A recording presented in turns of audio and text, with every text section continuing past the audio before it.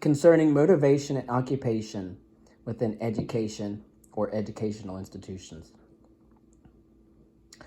And so I amused myself in contemplating considerations concerning political and philosophical inquiries from a historical and educational point of view. One key interest that I found entertaining was the psychological phenomenon of the brain and its motivational capacity, by observing the behaviors of children, adolescents, adults, and the elderly. People and other animals, mammals, and primates included, have biological and mostly environmental reasons for the motivation that drives them, circumstantially, to their respective goals. And of course, I witnessed a ton of this working in the Department of Health and Human Services and the Department of Public Instruction. Concerning the human species, I expect that as a historical entity, the forces of culture, society, civilization, and the environment shapes the individual's and collective psyche and the development of the motivational capacity.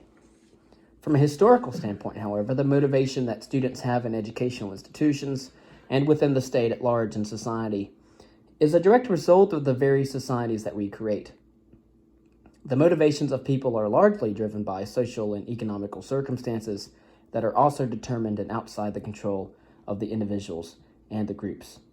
In order to increase the motivational capacities, we must create societies which give all participants in the franchise of the state an equal opportunity to live and learn, so that humans do not end up destroying and decaying the institutions that were originally created for their future prosperity.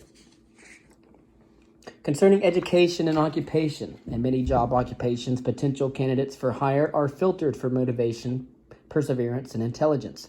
However, many are not. Many within the human population bypass the higher educational filter for motivation, perseverance, and intelligence simply due to the fact that 37% of occupations, i.e. jobs and careers, only require high school education or less. 11% of occupations require higher education, but less than a bachelorate degree. Only 52% of occupations require a bachelorette degree or higher. 41.7 million college graduates are working, but 28.6 million of those 41.7 of those occupations require a college degree. And outside of academia, there are motivated and intelligent people. But given these facts, people are receiving too much schooling.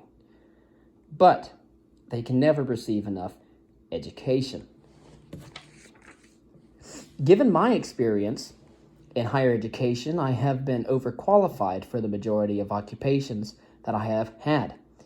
For example, customer service, the Department of Health and Human Services, the Department of Public Instruction, etc.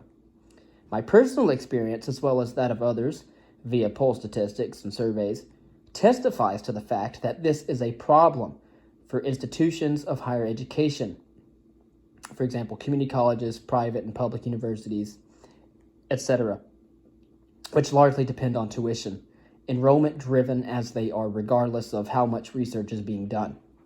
I have met other doctoral students in a similar situation, whose occupation does not require a 4-year degree, graduate degree, or a PhD, although this has been a rare occasion.